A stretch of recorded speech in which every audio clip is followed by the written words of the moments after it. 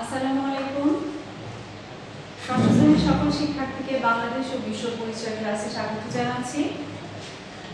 আজকে আমরা প্রথম অধ্যায়ের যে অনুশীলনী আছে, তোমাদের পাঠ্যপুস্তকের যে অনুশীলনী পৃষ্ঠা নম্বর 11-তে, সেই অনুশীলনীর প্রশ্নোত্তরগুলো নিয়ে আমরা আজকে আলোচনা করছি। যদিও এর আগের ভিডিওতে কিছুটা করা হয়েছিল, কিন্তু সম্পূর্ণ করতে পারিনি দেখে আজকে আমি আবার প্রথম থেকে শুরু করছি। পৃষ্ঠা নম্বর 11, আর এটা হলো অধ্যায় 1-এর অনুশীলনী। এখানে প্রথমেই আছে বহু নির্বাচনী প্রশ্ন। বহু নির্বাচনী প্রশ্ন, এখানে প্রশ্নটা হলো কোন তারিখে বিজয় দিবস পালিত হয়? ক নম্বরের অপশন আছে 21শে ফেব্রুয়ারি, খ নম্বরে 26শে মার্চ, গ নম্বরে 17ই এপ্রিল এবং ঘ নম্বরে আছে 16ই ডিসেম্বর। এখন বিজয় দিবস, আমরা এটা অনেক সময় ভুল করে ফেলি বা মিলিয়ে ফেলি যে বিজয় দিবস আর স্বাধীনতা দিবস। স্বাধীনতা দিবসটা হলো কোন দিবসের উপলক্ষে বা কোন দিবসকে স্মরণ করে? এটা হলো যেদিন স্বাধীনতা ঘোষণা করেছিলেন বঙ্গবন্ধু শেখ মুজিবুর রহমান, সেটা। আর বিজয় হলো আমরা যখন পাকিস্তানিদের হাত থেকে পুরোপুরি বিজয় লাভ করলাম, মুক্তিযুদ্ধে আমরা বিজয়ের মাধ্যমে নতুন একটা দেশ করতে সক্ষম হলাম, সেই তারিখটা। তাহলে বিজয় দিবস হলো 16ই ডিসেম্বর, যেটা আছে ঘ নাম্বারে। মানে একের উত্তর হলো ঘ, 16ই ডিসেম্বর। এরপর 2 নাম্বার প্রশ্ন উত্তর দেখো। তোমরা কিন্তু উত্তরটা যখন খাতায় তুলে লিখতে হবে, তখন প্রশ্নের নম্বর, সঠিক উত্তরের সংশ্লিষ্ট নম্বর এবং উত্তরটা ভালোভাবে লিখবে। এরপর 2 নম্বরে হলো প্রাচীন বাংলা ব্যবসা বাণিজ্য প্রসারের কারণ কি? প্রাচীন বাংলায় ব্যবসা বাণিজ্যর যে একটা প্রসার ঘটেছিল, সেটার পিছনে কি কারণ ছিল? ক নম্বর আছে অত্যন্ত কর্মঠ জনগণ, খ উন্নত অর্থনৈতিক ব্যবস্থা, গ অধিক উৎপাদনশীল কৃষি ও শিল্প এবং ঘ নম্বরে আছে অত্যাধুনিক যাতায়াত ব্যবস্থা। এখন তোমরা যে ভিতরে পড়েছো, তখন কিন্তু আমরা এরকম কোনো কথা পাইনি যে অত্যন্ত কর্মঠ জনগণ ছিল বাংলাদেশের সবাই। তারপরে এমন কথাও তখন পাইনি যে অর্থনৈতিক অবস্থা বেশ উন্নত ছিল। এটা পরবর্তীতে ধীরে ধীরে হয়েছে বা হচ্ছে। আর আধুনিক যাতায়াত ব্যবস্থাও প্রাচীন বাংলায় তো থাকার কথাই না। তাহলে থাকছে আমাদের উত্তরটা যেটা, সেটা হলো গ।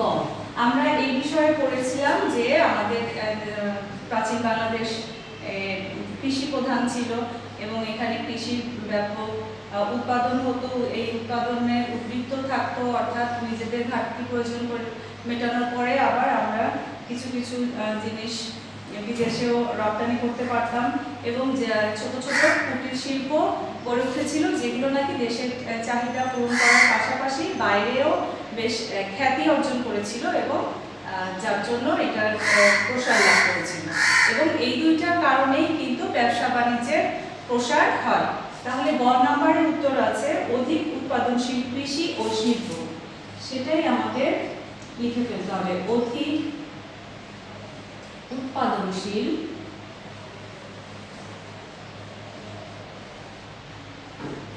কৃষি ও শিল্প। কৃষিতেও উৎপাদন ছিল বেশি এবং শিল্প ক্ষেত্রেও। কৃষির কারণে শিল্প এবং দুইটার কারণে একসাথে হয়েছিল ব্যবসা বাণিজ্যের প্রসার। এরপর 3 নম্বরে একটা উদ্দীপক দেওয়া আছে, 3 এবং 4-এর উত্তর দিতে হবে। এই উদ্দীপকটা পড়ে সেখান থেকে বুঝে। উদ্দীপকে 2টি তথ্য দেওয়া আছে। তথ্য 1-এ আছে নরসিংদীতে মাটি খনন করে পাথর ও কাঠের তৈরি হাত কুঠার, বাটালি, তীরের ফলা পাওয়া গেছে।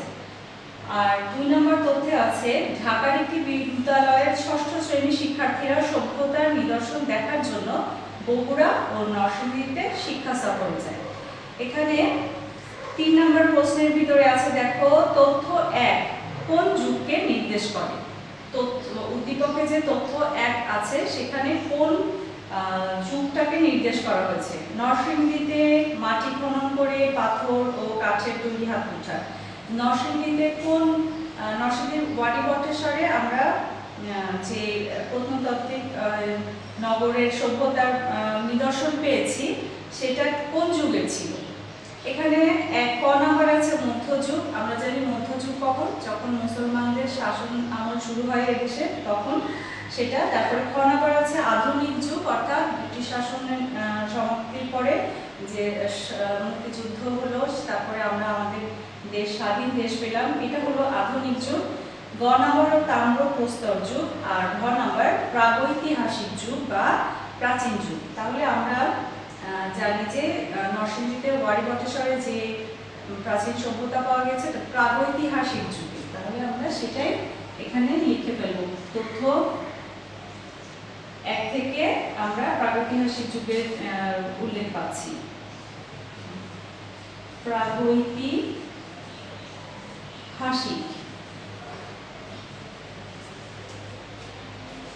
যুগ, প্রাগৈতিহাসিক যুগের উল্লেখ আছে। এরপর 4 নম্বরের প্রশ্ন হলো তথ্য 1 ও 2 এর স্থানে শিক্ষার্থীরা পর্যবেক্ষণ করবে। অর্থাৎ তথ্য 1 এবং 2 এর যে স্থানগুলো আছে সেই জায়গায় শিক্ষার্থীরা যে সভ্যতার নিদর্শন দেখতে গেছে সেখানে তারা কি কি দেখবে। 1 আছে পুন্ড্র নগরের লিপি, 2 হলো নানা রকম প্রাচীন হাতিয়ার, আর 3 হলো বিদেশি রপ্তানিকৃত শস্য ভাণ্ডার। লক্ষ্য করো যে বিদেশি রপ্তানিকৃত শস্য ভাণ্ডারের কোনো বিষয়ে কিন্তু উল্লেখ তথ্য 1 বা 2 এ নেই। তবে পুন্ড্র নগরের লিপি, যেহেতু প্রাচীন নিদর্শন সভ্যতা নিদর্শন দেখতে তারা যাচ্ছে বগুড়াতে এবং নরসিংদীতে, তাহলে আমরা জানি মহাস্থানগড়ে যে নবসভ্যতা পাওয়া গিয়েছে সেটা হলো পুন্ড্রনগরের নাম। তাহলে সেটার নাম ছিল পুন্ড্রনগর। তাহলে পুন্ড্রনগরের লিপি, এটা 1 নম্বরটা আমাদের উত্তরে থাকছে। 2 নম্বরে আছে নানা রকম প্রাচীন হাতিয়ার। তো এখানে যেসব জিনিস পাওয়া গেছে, যেমন ওয়াডি বটেশ্বর, নরসিংদীর ওয়াডি বটেশ্বরে কিন্তু প্রাচীন কিছু হাতে তৈরি জিনিস পাওয়া গেছে, হাত কুঠার, কাটারি, তীরের ফলা, এগুলো পাওয়া গেছে। তাহলে এগুলো তারা দেখবে। সঠিক উত্তরের ভিতরে আসবে 1 এবং 2। প্রমাণ সংখ্যা 1 এবং 2 এ যে বিষয় দুটি উল্লেখ আছে এগুলো শিক্ষার্থীরা পর্যবেক্ষণ করবে। এখন 1 এবং 2 কোন নম্বরে আছে? কয়ে আছে 1 2, ক্ষয়ে আছে 1 3, গয়ে আছে 2 3 এবং ঘয়ে আছে 1 2 3, অর্থাৎ সব। তাহলে আমাদের সঠিক উত্তর দুইটি পেয়েছি ক নম্বরে 1 ও 2। সঠিক 1 ও 2। এই ছিল অনুশীলনীতে দেওয়া বহু নির্বাচনীর উত্তরগুলো। হ্যাঁ, এখন আমরা সৃজনশীল সম্পর্কে আলোচনা করব। এখানে 2টি সৃজনশীল আছে।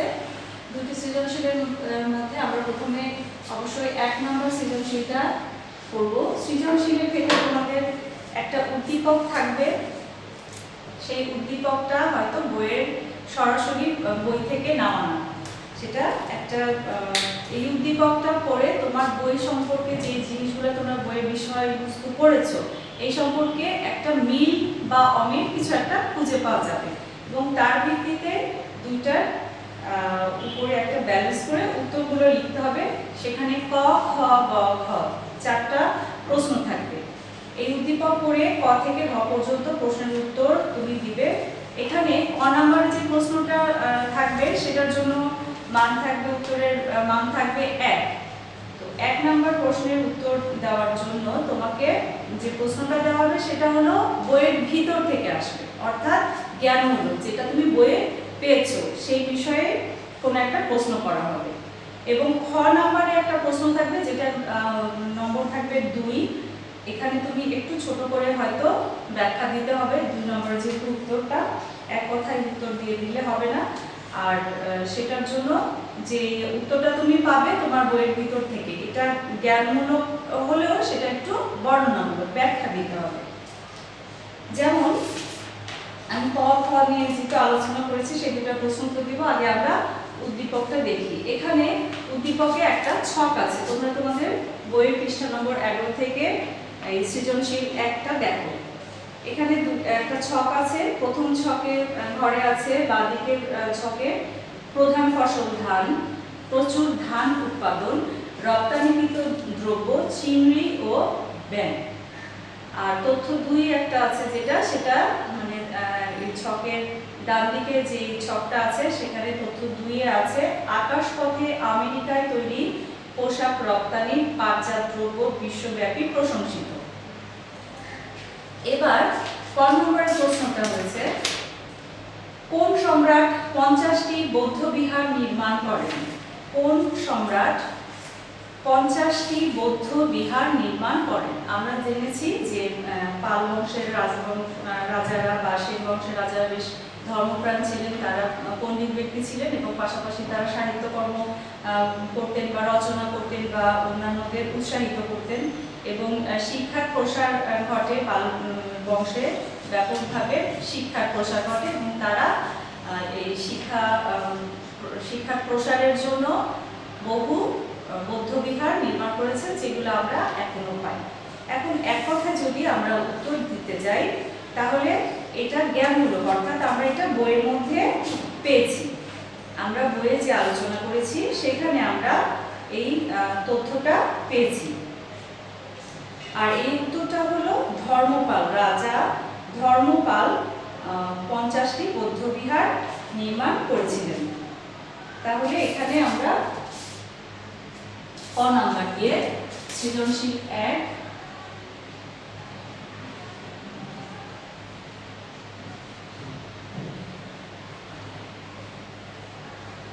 এর কয়ের উত্তর হলো রাজা ধর্মপাল 50টি বৌদ্ধ বিহার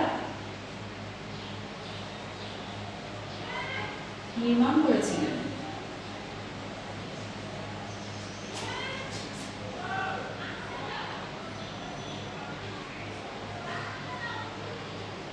এটা জ্ঞানমূলক, যেহেতু আমরা এই বিষয় সম্পর্কে বইয়ের মধ্যে পড়েছি। এরপর আছে টোল বলতে কি বোঝায়? যেহেতু প্রশ্নটা এক বাক্যে উত্তর দেওয়া যাবে না আর এর প্রশ্নের মান তোমার 2, তাহলে এটাকে আমরা ছোট করে একটু ব্যাখ্যা দিয়ে বোঝাবো। টোল হলো হিন্দুদের উচ্চ শিক্ষা প্রতিষ্ঠান। এখানে আমরা দেখো পৃষ্ঠা নম্বর 9 পৃষ্ঠা 9 আমরা যে শিক্ষা ব্যবস্থা সম্পর্কে, হিন্দুদের শিক্ষা ব্যবস্থা সম্পর্কে জেনেছি যে চতুষ্পাঠী থেকে ব্রাহ্মণ ছেলেমেয়েরা পড়ালেখা শিখত। বিশেষ করে তাদের এখানে সংস্কৃত ভাষা শেখানো হতো যেন তারা উচ্চশিক্ষা লাভের জন্য চলে যেতে পারে। যেহেতু টোলের প্রধান পাঠ্য বিষয় ছিল হলো হিন্দু ধর্মগ্রন্থ, আর হিন্দু ধর্মগ্রন্থ সংস্কৃত ভাষায় রচিত। তাহলে টোল হলো হিন্দুদের উচ্চশিক্ষা প্রতিষ্ঠান, যেখানে মূল পাঠ্য বিষয় হলো হিন্দু ধর্মগ্রন্থ, আর এখানে ব্রাহ্মণ ছেলেমেয়েরা উচ্চশিক্ষার জন্য আসতো। আর তাহলে আমরা প্রথমে মনে রাখবো যে টোল কি? টোল হলো হিন্দুদের উচ্চ শিক্ষা প্রতিষ্ঠান বা উচ্চ শিক্ষা প্রতিষ্ঠানের নাম হলো টোল। হিন্দুদের উচ্চ শিক্ষা প্রতিষ্ঠানের নাম হলো টোল। এখানে মূল পাঠ্য বিষয় হলো হিন্দু ধর্মগ্রন্থ। হিন্দু ধর্মগ্রন্থ যেহেতু সংস্কৃত ভাষায় রচিত, তাই চতুষ্পাঠী থেকে ব্রাহ্মণ ছেলেমেয়েরা সংস্কৃত ভাষা চর্চা করে টোলে উচ্চশিক্ষার জন্য আসতো। ঠিক আছে, এটা হলো আমাদের ক্ষয়ের আলোচনা। আমি সবকিছু হুবহু লিখবো না বা তোমাদেরকে বলবো না যে খ গ ঘ এগুলো তোমরা যে কোনো জায়গা থেকে দেখে একদম হুবহু সেটাই লিখো। আমি বলবো যে তোমরা বইয়ের সাথে মিল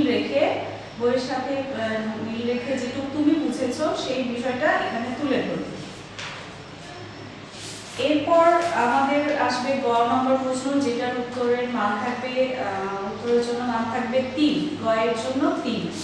এই ক এর জন্য হলো 1, খ এর জন্য 2, গ এর জন্য 3 এবং ঘ এর জন্য 4। এখন 3 নম্বরের প্রশ্ন হলো এখানে তথ্য 1 এর মতো প্রাচীন বাংলাদেশের গৌরবময় ক্ষেত্রটি ব্যাখ্যা করো। এখানে আমাদের উদ্দীপক মানে গ নাম্বারের প্রশ্নটা এমন হবে যেটা উদ্দীপকের সাথে মিল রেখে মূল পাঠ্য বিষয়ের কিছু অংশ আমাদেরকে হয়তো সাদৃশ্য বা বৈসাদৃশ্য বিশ্লেষণ করতে হতে পারে। তাহলে বলছে যে তথ্য একে ছিল প্রধান ফসল ধান, প্রচুর ধান উৎপাদন, এরপরে রপ্তানিকৃত দ্রব্য চিংড়ি ও ব্যাং। এখন এই জিনিসগুলা প্রাচীন বাংলাদেশের গৌরবময় ক্ষেত্রটি কোনটি? তথ্য এক মত প্রাচীন বাংলাদেশের গৌরবময় ক্ষেত্রটি ব্যাখ্যা করে। এখানে আমরা কোন বিষয়গুলো পেয়েছি? ধানের কথা বলছে, ধান উৎপাদন ছিল প্রচুর, তারপরে চিংড়ি ব্যাং এগুলা চাষ হতো, ফলেই তো রপ্তানি হতো, তাই না? তাহলে এখানে আমরা দেখতে পাচ্ছি যে এখানে কৃষি ক্ষেত্রটিকে উল্লেখ করা হচ্ছে। এখানে প্রাচীন বাংলাদেশের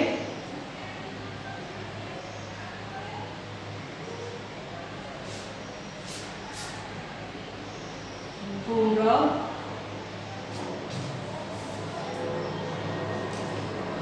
কৃষি, এই বিষয়টা উল্লেখ করা হয়েছে। এখন আমাদেরকে তাহলে প্রথমে যদি এটা লিখি যে এই তথ্য এক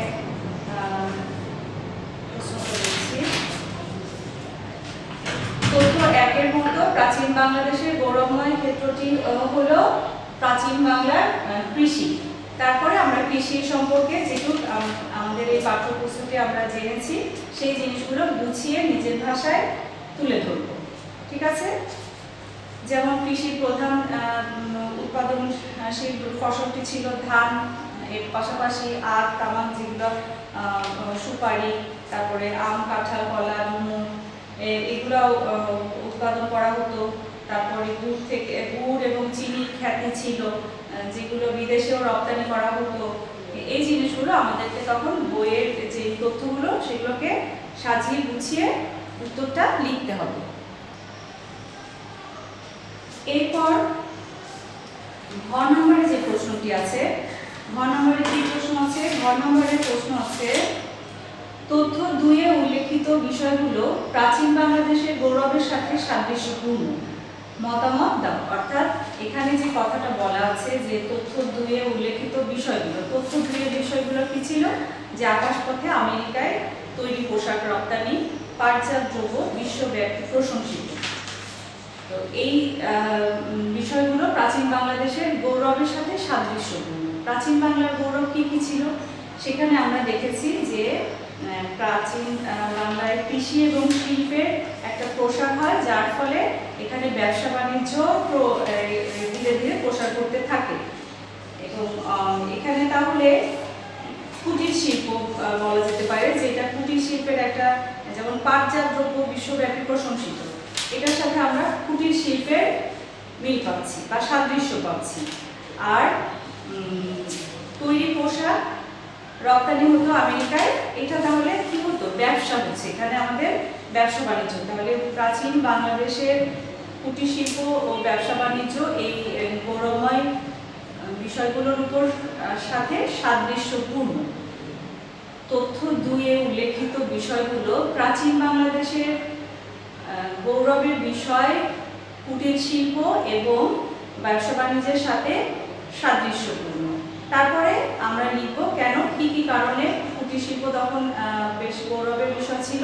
আবার বিভিন্ন জিনিস যে আমাদের দেশে রপ্তানি হতো বাইরের দেশে, আমাদের দেশের শিল্প কুটির শিল্পের কিছু জিনিস বা উৎপাদিত বিভিন্ন পণ্য, এগুলো যে বিদেশে রপ্তানি হতো, যার ফলে আমরা বৈদেশিক মুদ্রা অর্জন করতাম। এই বিষয়গুলো একটু খুলে বলতে হবে। হ্যাঁ, এটা হলো গেল তাহলে ভয়ের উত্তর। যেহেতু আমরা দেখছি যে এখানে ভয়ের মান আছে 4, তাহলে আমাদেরকে সেভাবে একটু বড় করেই উত্তরটা লিখতে হবে, বিশ্লেষণ করে ব্যাখ্যা করে উত্তরটা দিতে হবে। তাহলে আমরা মনে রাখবো একটা উদ্দীপক থাকবে সৃজনশীলে, এবং তারপরে ক, খ, গ, ঘ 4টা প্রশ্ন থাকবে। ক এর জ্ঞানমূলক প্রশ্নের মান থাকবে 1, তারপরে থাকবে ক্ষয়ে 2, তারপরে থাকবে গয়ে 3 এবং ঘয়ে 4। এরপর সৃজনশীল আরো একটা আছে, সৃজনশীল 2। দেখো সৃজনশীলের দুইটা প্রশ্ন, 2 নম্বরে যে উদ্দীপক আছে সেটা আমরা করে ফেলি। আধুনিক ইতালির জনক ছিলেন কাউন্ট ক্যাভিলি। আধুনিক ইটালির জনক ছিলেন কাউন্ট ক্যাভিলি। ইটালির স্বাধীনতা ও ঐক্য অর্জনে তার দান ছিল সর্বাধিক। অন্যদিকে জোসেফ মাসিনি ইতালির যুবশক্তিকে সংঘবদ্ধ করেন। যুব সমাজ অত্যাচার, অবিচার, কারাবাস প্রভৃতি ভয়ভীতি না করে দলে দলে তার সঙ্গে যোগ দেয়। কার সঙ্গে কথা বলছে এখানে? যে মাসিনি যে ছিলেন, ইতালির মাসিনি যুবশক্তিকে সংঘবদ্ধ করেছিলেন, তার পক্ষে সবাই দলে দলে যোগ দিয়েছিল। তার নেতৃত্বে ইতালির জনগণের মধ্যে এক ব্যাপক জাগরণের সৃষ্টি হয়। তার নেতৃত্বের ফলে যুবদল সংঘবদ্ধ হতে উদ্বুদ্ধ হয়। এখন প্রশ্ন হলো ক নম্বরে, দেখো উদ্দীপকের ভিতরে কিন্তু পূর্ব পাকিস্তান, পশ্চিম পাকিস্তান এ ধরনের কোনো কথাই নেই, কিন্তু একটা প্রশ্ন আছে এখানে যে পূর্ব পাকিস্তান ও পশ্চিম পাকিস্তানের মধ্যে দূরত্ব কত মাইল? পূর্ব পাকিস্তান ও পশ্চিম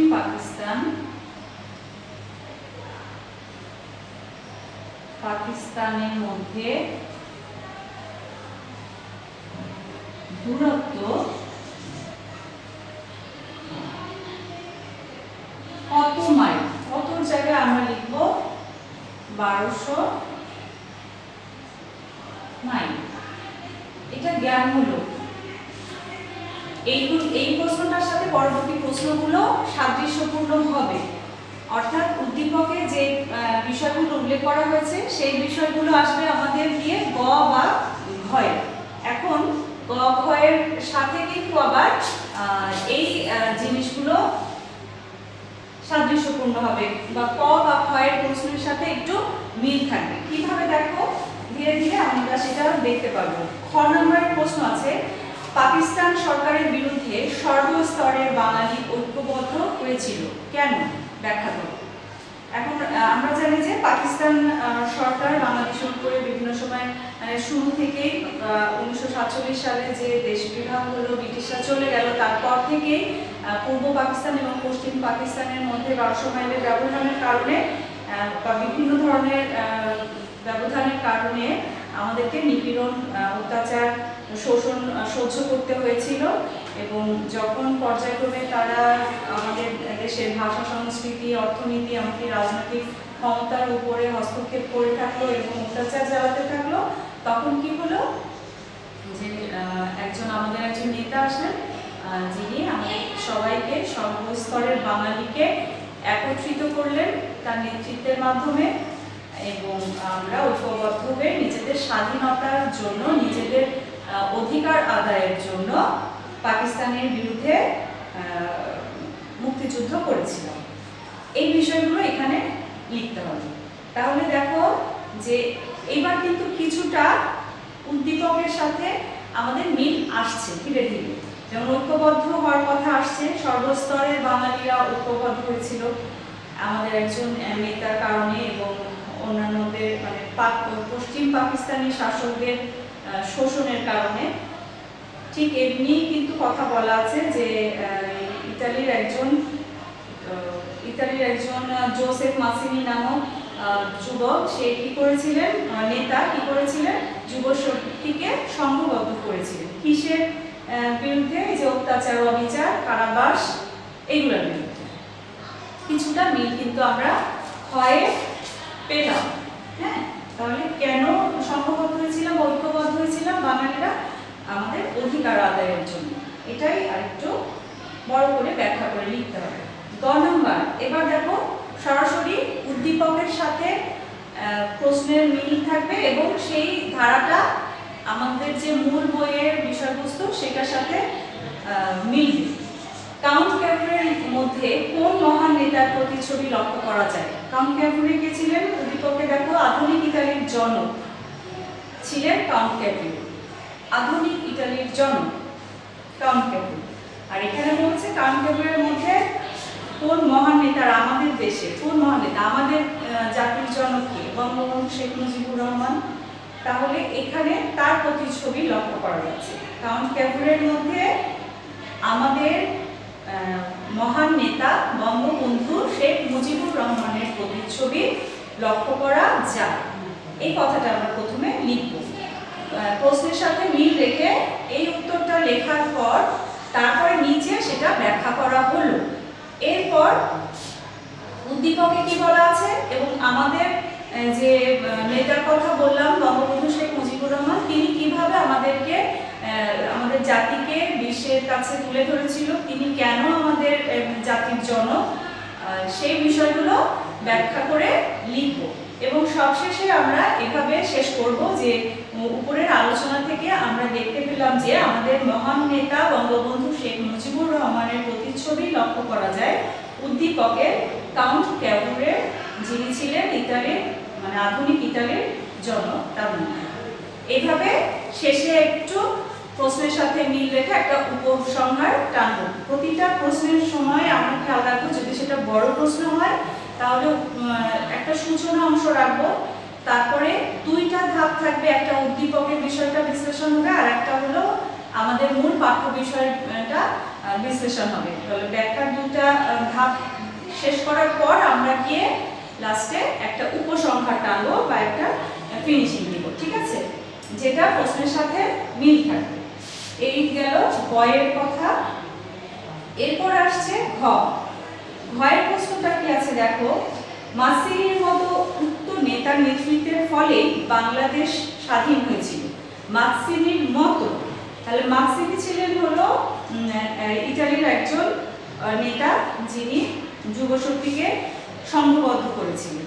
তাহলে মাসিনির মতো উক্ত নেতা, উক্ত বলতে আমি যে বয়ে যে উত্তরটা দিয়েছি, বয়ে উত্তর দিয়েছি কি বঙ্গবন্ধু শেখ মুজিবুর রহমানের কথা বলেছি। তাহলে মাসিনির মতো বঙ্গবন্ধু শেখ মুজিবুর রহমানের নেতৃত্বের ফলেই বাংলাদেশ স্বাধীন হয়েছিল। উক্ত বলতে এখানে আমি বয়ে যে নামটা বলেছি সেই নামটাকে আবার এখানে মেনশন করতে হবে। তাহলে আমরা এভাবে সাজিয়ে কথাটা বলতে পারি, ইটালির নেতা জোসেফ মাসিনি এর মতো বঙ্গবন্ধু শেখ মুজিবুর রহমান, আমাদের দেশের মহান নেতা বঙ্গবন্ধু শেখ মুজিবুর রহমানের নেতৃত্বের ফলেই বাংলাদেশ স্বাধীন হয়েছিল।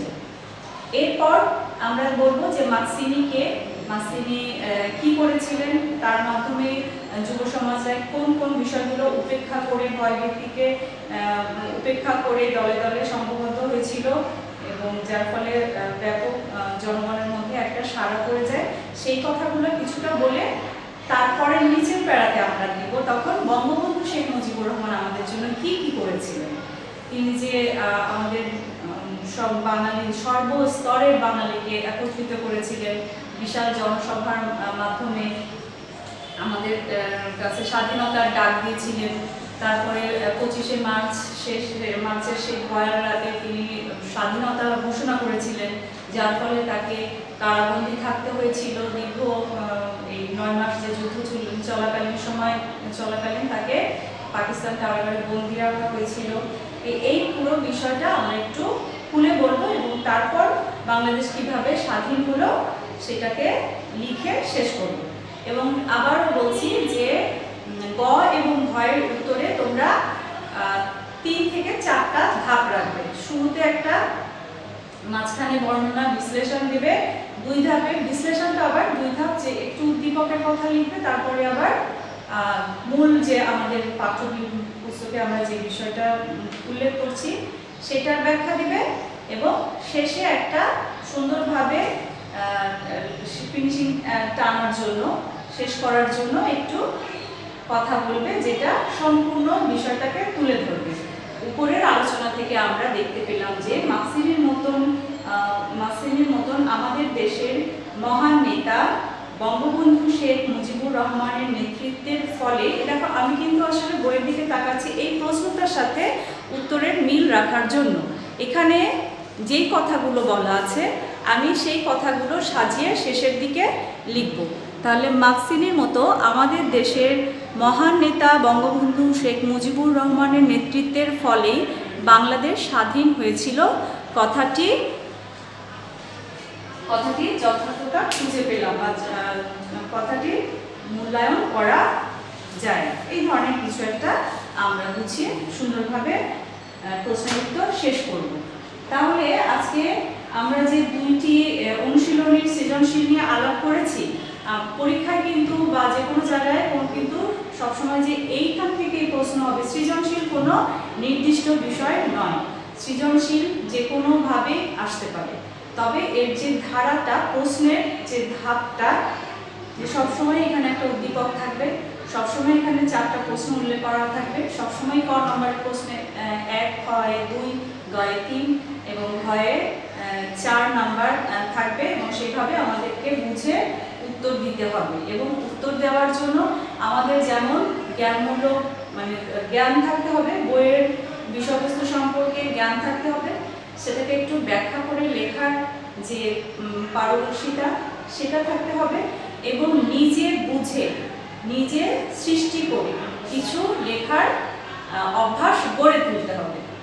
এটা যেহেতু তোমাদের সৃজনশীল এইভাবে কিন্তু তোমাদের 6 প্রথম, এজন্য তোমাদেরকে বেশি বেশি চর্চা করতে হবে। হ্যাঁ, তোমরা প্রয়োজনে অনেকেই বিভিন্ন রকম সহায়তা নাও, তবে আমি বলবো না যে নিবে না, কখনোই নিবে না, এটাও আমি বলবো না। আবার বলবো না যে ওইটার উপরেই তোমরা সম্পূর্ণ নির্ভরশীল হয়ে যাও। এখান থেকে তোমরা ধারণা পেতে পারো, কারণ একটা বইয়ের ভিতরে ওখানে অনেকগুলো সৃজনশীল থাকে, সেসব সৃজনশীল থেকে তোমরা পড়ে পড়ে তোমাদের সৃজনশীলতাকে আর একটু বাড়াতে পারো। এই জন্য তোমরা এটা রাখতে চাইলে রাখতে পারো, সেটা যে কোনো সহায়িকাই হতে পারে।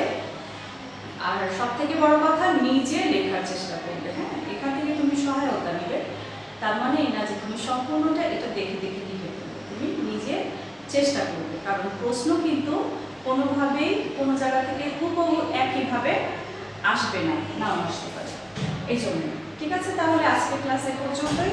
তোমরা এই অনুশীলনী 2টা যে সৃজনশীল, এই 2টা সৃজনশীলই তোমরা খাতায় লিখবে। বিশেষ করে তোমাদের একটা এক্সামে যাবে সৃজনশীল 1, স্কুলে যেটা তোমরা জমা দেবে সেটা সৃজনশীল 1। তাহলে যেহেতু এক্সাম খাতায় থাকছে, তোমরা CW খাতাতে অনুশীলনীর সৃজনশীল 2 লিখবে। হ্যাঁ, আমি তাহলে এটা বোর্ডেই লিখে দিই যেন তোমাদের এই কাজটা করতে ভুল না হয়। সৃজনশীল চর্চা করাটা কিন্তু জরুরি। সৃজনশীল 2 CW খাতাতে লিখবে। তাহলে ভালো থেকো তোমরা, আবার ক্লাসে দেখা হবে ইনশাআল্লাহ।